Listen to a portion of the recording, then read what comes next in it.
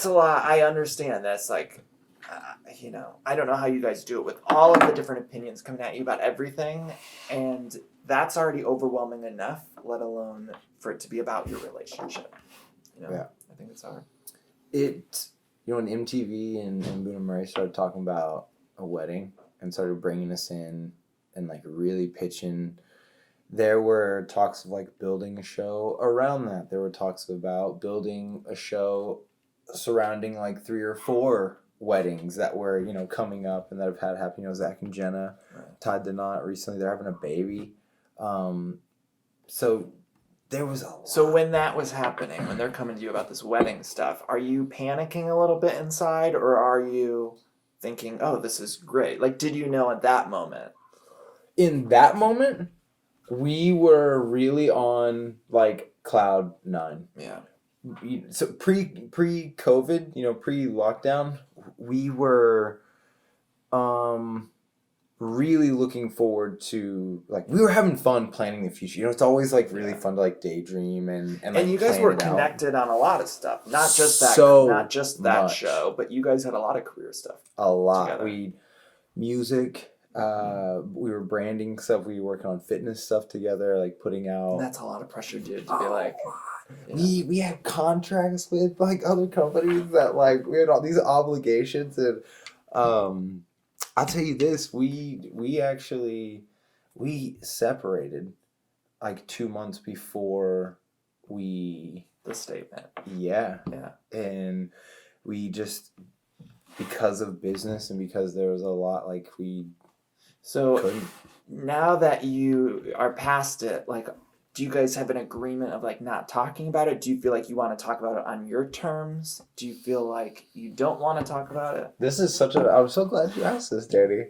Thanks for having me on your show, Danny. This is great. Now that I know we're recording, I'm turning on my interviewer cap. Okay. We had this discussion before she left the house and everything. We had the discussion of, hey,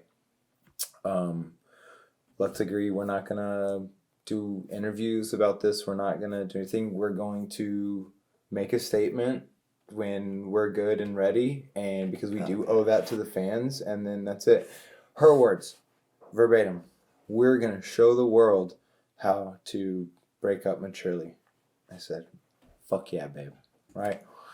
And then... I don't know why I pointed at you. Yeah. It's because I'm just inspiring as fuck. And then I see that she does this interview with Barstool. So whatever. Did you respond to that? I don't know. She went on that interview, and so I didn't, at the time, I was on a long bike ride when it like all came out, and then my phone died too. So like I get home like hours later, and I come walking in, and AJ's like, yeah, have you been on your phone? And I'm like, no. And he goes, you should get on your phone. I was like, what's up? That would stress me out. Did your stomach drop when you Yes. Yeah, because here's the next question. He goes, did you and Tori break up before she went on the challenge? I go, no. And he was like, she just did an interview that said you did. I was like, what? And so now, like... Then do you text her at that moment? No. Do you call her? Do you just say... No shot. Right. I was very torn, so I'm like, I don't want to make like I don't want to do the reality TV thing and make all this like drama, and it shouldn't be out there, but this is a false narrative. Right. So I was like, I put out a story and just said, hey, I just saw an interview. It's news to me, and it sucks that it has to be this way. I cover a lot of reality TV on my show, and I mostly do like Bravo stuff, but I notice like fans, when one thing like that trickles out, we just want to keep the narrative. It becomes almost like a soap opera for fans of these shows. Oh yeah. So I got 4 movie ideas just from reading the comments. Well, and I think fans don't. Almost there's a disconnect that you guys are real people, if that makes sense. So we just look at you guys as a soap opera happening in front of us, and so we want more the way we would watching a storyline on some scripted show. Yeah. And I often think about or I try to explain that there's people behind all of this that. That are going through these things for our consumption, and I enjoy the consumption of all the drama too. By the way, I like it. Oh yeah, it's like a car wreck. You can't help but watch. I can't imagine being on your side of it, where everyone wants to know all of this stuff about your breakup that you broke up months ago that you probably don't even want to talk about anyway. If I get a breakup with someone, I don't want to talk about it again forever. Like I'm done. When I'm done, I'm done. And so I can't imagine it being rehashed to or hopping on your Instagram and seeing a comment like, "What happened here?" Or, "I heard her say this," or "I heard you say this." Like that's stressful, man. The one I use talking about it as like, you're good now. Do you know what I mean? Like, because if I'm at the point where like I can't even talk about it because it just makes me emotional, and it's like you need to work on something. So then you respond. Does she respond again to your response, and does it just keep going? Yeah. So where are you at? Where are we at now? She, I just put that out there and was like, hey, this context is kind of false, and she texted me. Yeah. And I just kind of let her know my feelings. I'm like, yo, we said we wasn't going to do this, and now you're doing this because it seems like you're doing it to save your ass. We want to see the text messages. Can we release those? Can't. No. I signed an NDA. Okay.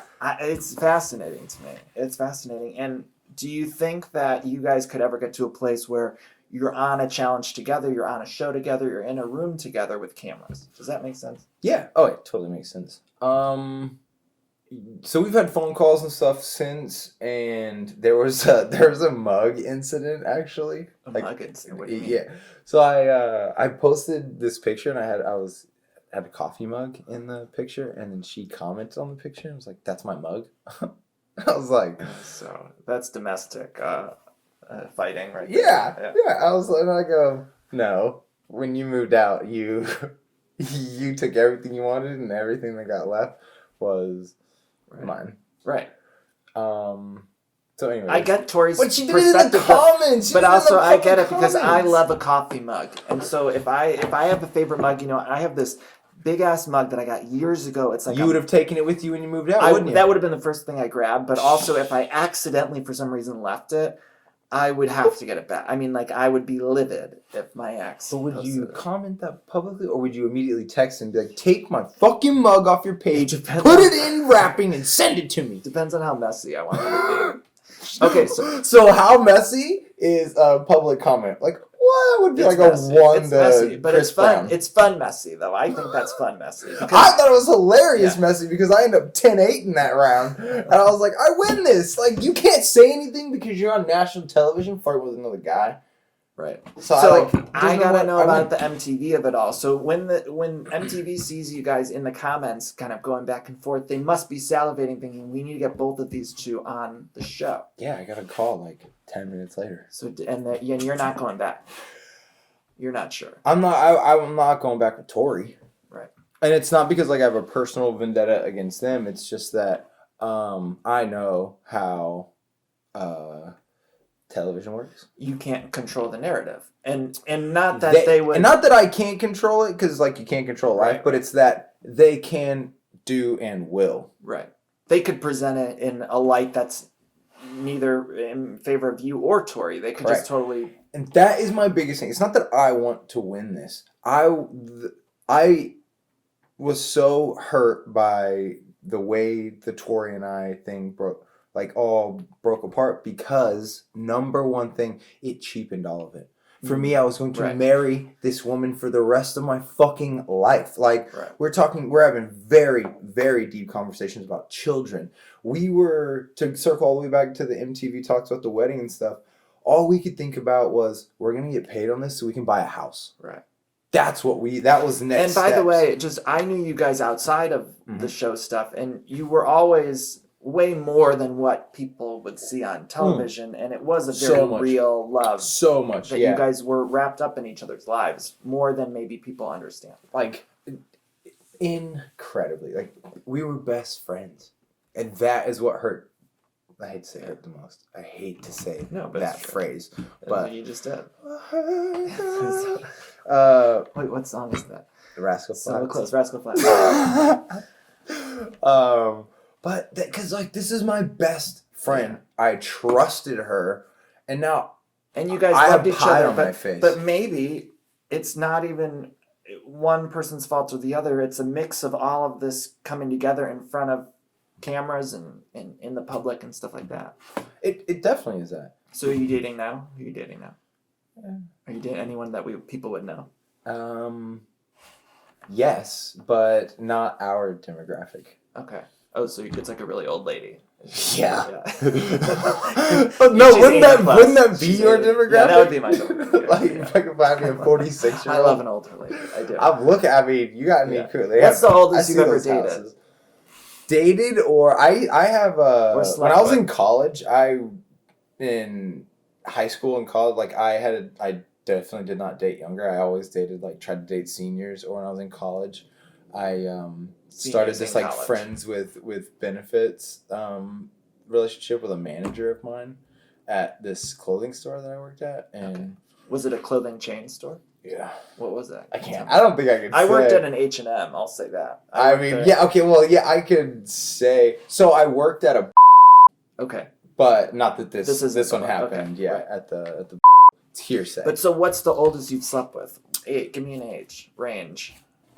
So where I was going with that story was that at the time, the difference was pretty great, because I was 20, 21, and she was 36, 37. That's a big jump too, because straight guys mature much slower than women. But I always thought that I was a woman in that regard.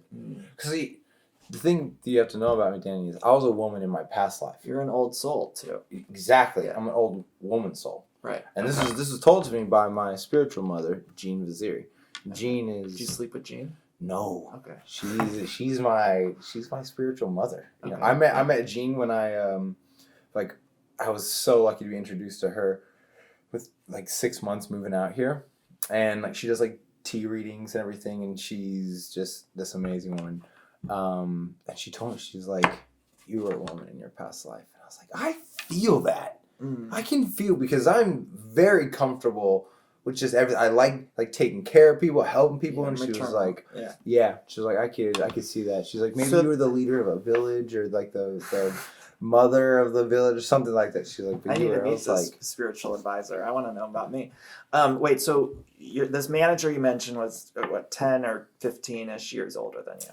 Yeah, I mean, I was 21. She was 36. Yeah, 15. So after that, did you ever hook up with a 60+ one, or 50+? Or, not that I wouldn't, but I just haven't had the opportunity. Well, people watching maybe someone will reach out.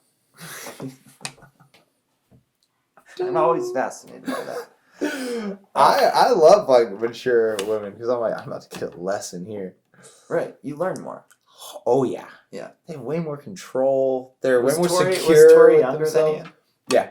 I'm trying to think. Now I feel on behalf of the people, I need to get the tea on Tori. What happened? So I'm trying to think of any other questions I could have, because that's what people are going to want to know. When I work for the people, I always try. I know. You are you are a person of the people. Yeah. Well, so you wouldn't do another challenge together. Was there ever a thing with any of the other challenge contestants? Did you ever have a crush or? Laurel and I dated. Right. Oh, I remember that. And we dated for a while. We dated for almost a year. Now, I told you this off camera, but I feel I need to bring it up again, that they have the new challenge OG, or All Stars, they call it. Yep. And I want you to do that, because I'm obsessed with that show, and I want you to go on that. It could be without Tori, but I want you to do it. And we were talking about it, and I think it was very interesting. You said that originally the challenge people were cast from the real world and the road rules, and so they were cast for their personalities, whereas now people are cast for their clout or their following. Yeah. Can you explain? I've always kind of clashed with the strategy of production in how they do the show, because what is great about the show is the drama from the show, not this bullshit hookups are fun, but the real drama is what we're really there for. The hookups are just the side stuff, and they've gone out now and they try and find people that have a following, because then they're okay, well, if they already have a following, then they're guaranteed to bring so many people when they watch, right? But it doesn't work like that. It doesn't translate. No, yeah. Social media doesn't work like that. And you're just alienating the fans of the show already. Yes. That is the bit. I go, how can you be a franchise that's on its 37th season? They're going to film their 37th season right now. Amazing. you could be so much bigger. How has Ninja Warrior built up?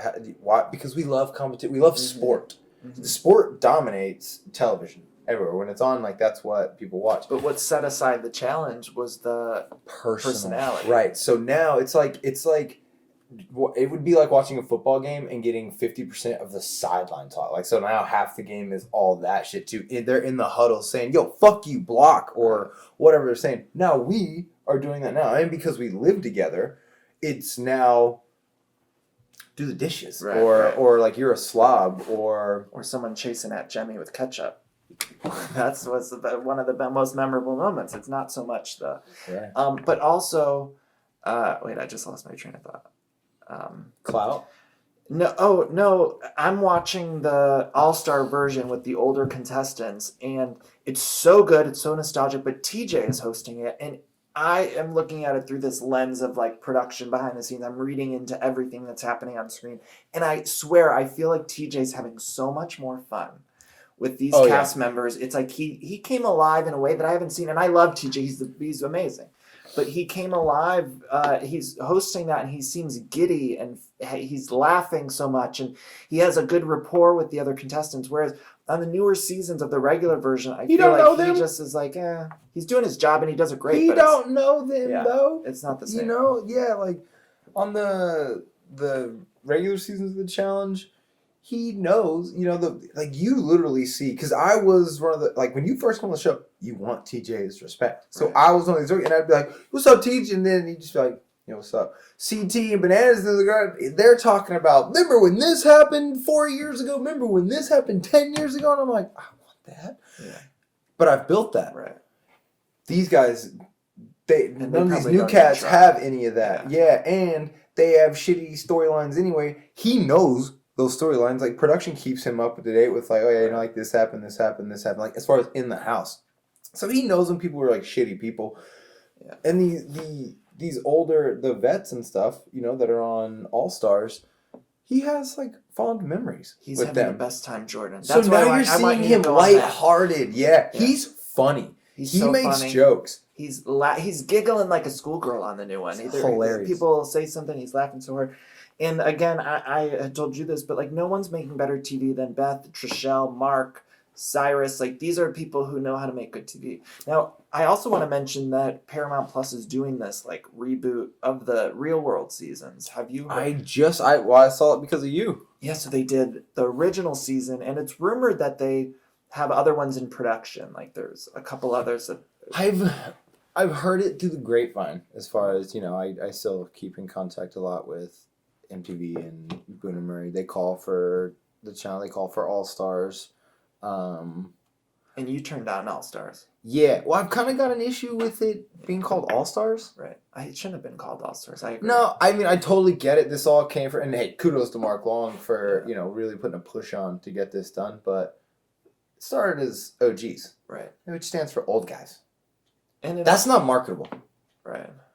So, but you can't just like go straight to the top of like All Stars. Like, I can just imagine the marketing team in there. They're like, "Oh, old guys, not testing well." Well, what tested the best? Like All Stars. But you should go with that. But half of them, it's like they've never even been in a final. So there's not they're not All Stars. They're All Star personalities, maybe. But. Maybe we call it like reality All Stars because they are All Stars as far as characters on television. Right. See, it just excites me so much because I grew up with all of these people, and so it's like I want there's so many people that they didn't have on this one that I'm like, I need an update on Coral. I need an update on all of these people, and it's fun, and I don't know. I'm reinvigorated in a way that I haven't been from the regular version of the challenge in a while. That's I know some people prefer these new people coming in, but I don't care for it. It's and they've made it very. I agree. I don't, the way, like, they did a really good job of, like, revamping. If you think, like, the last, like, 5 or 6, the ratings have been a lot better than what they were in previous years. And in my opinion, it's because they finally, like, the competition level got brought up. Because for a while, they really weren't bringing anybody new in. And it was the same 5 or 6 people going to the final every time. Now you bring in new people and, like, we have to weed through, like, shitty personalities. but it did spark better competition. Yeah. And in my opinion, that's what helped it go up. And then when they kind of started stepping their, especially with Dirty 30. Dirty 30 was a hallmark season for them, so I know they came in and they spent a little bit more on marketing and photos. Like they literally brought photographers in. This was the first year that they started like bringing in phones to the house. Yeah, and they were like, okay, this is, and they were all marked. They didn't have internet access or anything, but we had, the camera was on them, right? So now we could take our own videos and stuff like that, and then we just turn them in, and now they can pull from that. I also interviewed TJ, and I think he was saying that, forgive me if I'm getting this wrong, but that was the first season they had drone photography. Yep. And the challenge he was saying was like really on the forefront of drone filming, which most shows weren't doing. And then I think he said it was Dirty 30 that they really upped the cinematography of it. Yeah. We started using slow-mo cameras. GoPros started coming, which we were using GoPros, but like also the technology was getting better. You know, like then now GoPros and all the small cameras were in 4K. So I just want a mix of like these personalities that are grip loving and the competition. I still want it to be tough. Yep. But okay, so but I asked you. Here's the thing. I think this every season one. Dirty 30 was one that really stands out to me. That if they would have just shown the true storylines as they happened in the house, it was dramatic. Really? Like deals were being made, because it's all competition, right? The same way that we're in competition in front of the cameras, the producers are in competition behind the camera, right? Because they have all these field producers. And what are these field producers doing while the cameras are running, right? So we're not at a challenge. We're at the house all day today, and there's 2 or 3 cameras going on, right? And there's a producer that goes around with each camera. And they're sitting there on their phone or their laptop, and they're just going because they have to type what is happening with the camera, what you're seeing, right? What are they doing right there? They're not telling exactly. They're putting in their opinion, their context of this storyline. My storyline will be the one that makes it. The more storylines you get in there, they think, wow, this is a good producer. You get bumped up the line, right? You don't make good storylines, your shit didn't get used. When they go to another country, they find a producer there or someone, and they don't continue. That's fascinating. Right. The challenge as a production crew, you definitely want to be on that because it films 2 a year. I must be challenging for you though, because you're someone who I know has an eye for behind the scenes and producing and stuff like that. So then you must want to step in and be like, guys, why the fuck didn't you show that? Or why did you show that instead of that? Or why aren't you following me here? It's my biggest. Yeah, that would get on my nerve too. I couldn't do it. Yeah. Here, one way that we, like, it's to turn my producing mind off when we're sitting there and just watching all this. I mean, they have like a 130-person crew. They're international. Like, it's a fucking thing, right? So they are doing an amazing thing, but there's so many times I look and I'm just like, oh, this could be better. Like, why are those people just standing there? We've been sitting here for 2 hours behind and we have 30 people. You know, it's like, and then the storyline, to know what the storylines are and stuff. One of the cool things to see as I was like growing up is as you're on the show, you start to, the good people, they start to kind of help produce. For example, Anissa is smart enough to know I'm about to have a conversation that you're going to want. And you don't want to get this on just CCTV. You're going to want a camera. So she'll walk by, I'll walk by, Wes, Johnny, CT. Even if we know something like, ooh, someone's about to go do something, we say, hey, you go and get that. Yeah. You know what I mean? So there are ways that we kind of help. The cast has to help because they're trying to wrangle 30 of us and keep up with all this stuff. But see, that's where some of these sports people aren't going to be able to bring the same kind of eye to the show. Yeah, and they don't give good confessional. Like, correct. You know, like the real, you guys give good confessional.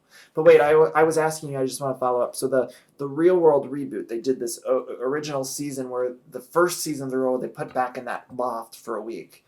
And it's rumored they're doing some other ones. I think Hawaii was rumored, but then some people weren't going to do it. Anyway, would you do it with your season for a week? You would do it. Definitely. Yeah. Because I think our season would be probably the biggest transformation. Right.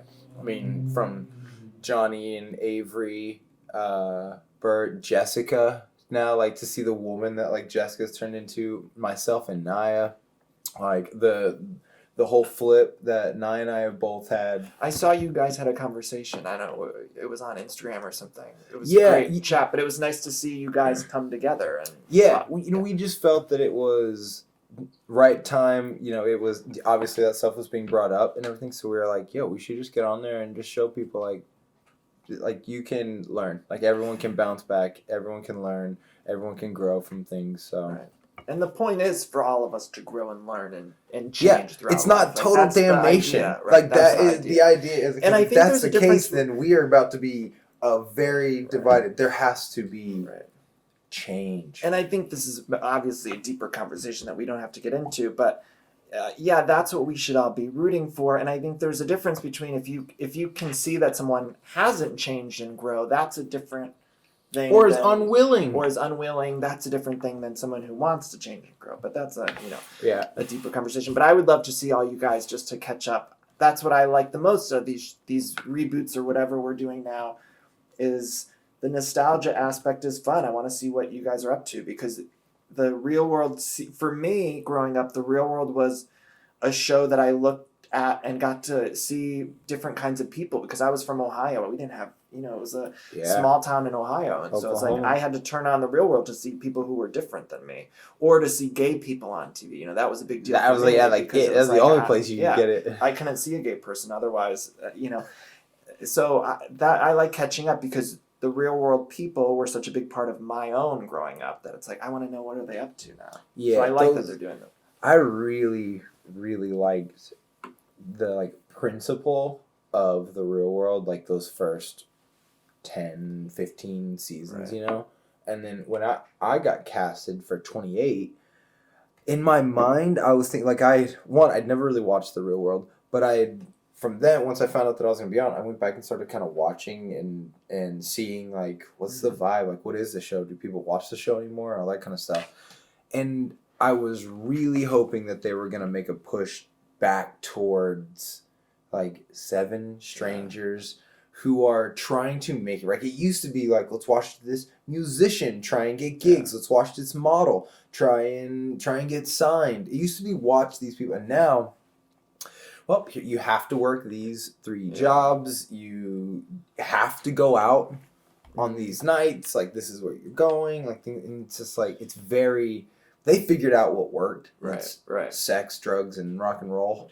So they figured out they could get fights. But that reboot series with that first season, seeing them come together, and the reboot show was just these conversations again, which was the same way they did their original season. And that was so refreshing to see on TV. It was also refreshing to see middle-aged people on TV that looked normal, because we never see that. They're all 50 plus now.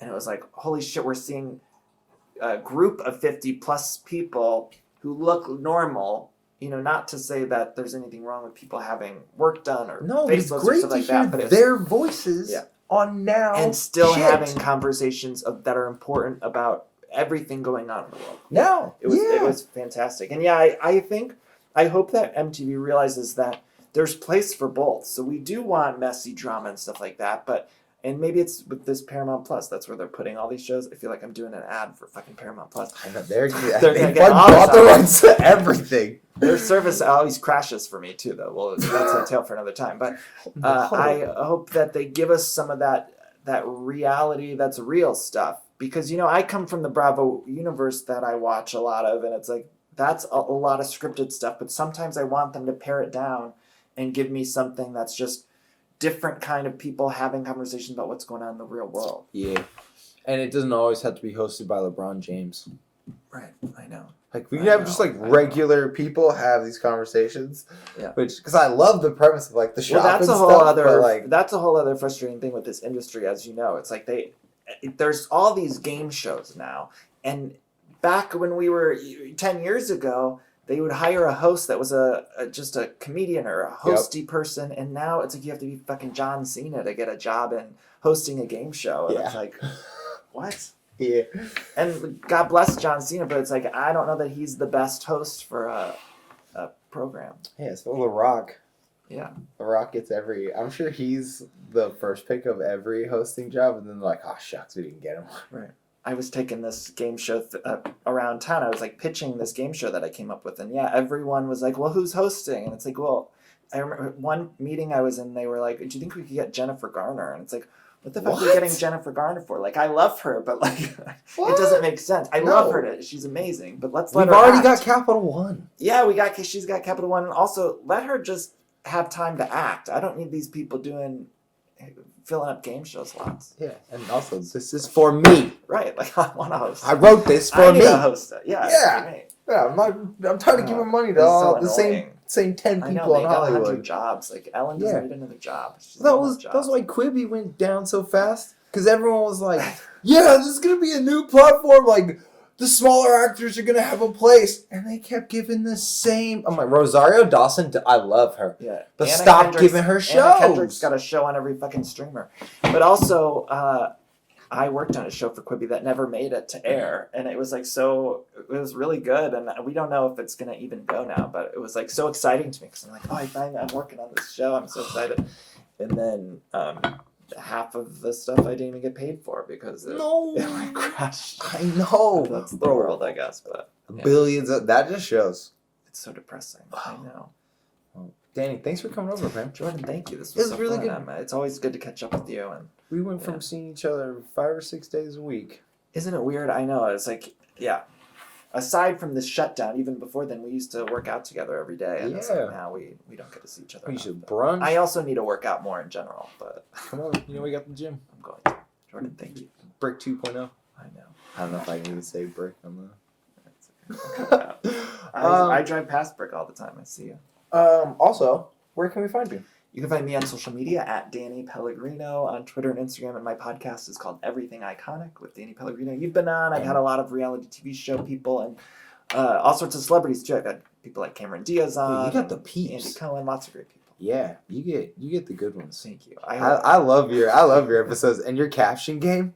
Oh boy. Thank your Jessica post, bro. I can't. I can't figure out, and I don't want you to answer because I'm gonna keep playing the game. I can't figure out if you're trolling or genuinely like love Queen Jessica. That's up to the viewer. And you star the people's names. I'm literally crying because I think about it. It's fun. I know. I learned something about Jessica Simpson very early on. It's like everyone has had a connection to, like everyone has loved her at some point in their lives. So it's like. I used to, in college, I lived with this straight guy who he had her Rolling Stone cover on the wall. Do you remember that? Like, she's in the Daisy Dukes? The Swiffer. Swiffer. And it was like, and so he like, I remember he like loved her. And then, young women loved her during the Newlyweds days. And they like thought she had the best style. And gay men, loved her during her music career. And so like everyone kind of has a weird connection to her. And I do love her. I love her, but I have fun with the posts. They're awesome. Well, thank you very much. Thanks, Jordan.